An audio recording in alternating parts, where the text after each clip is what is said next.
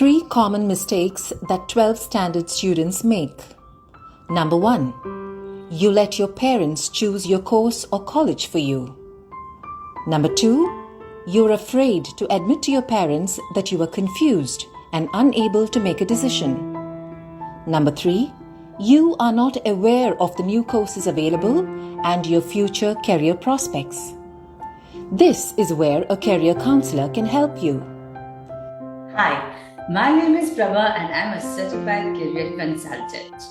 In the last 5 years, I have helped hundreds of students in identifying their right career path.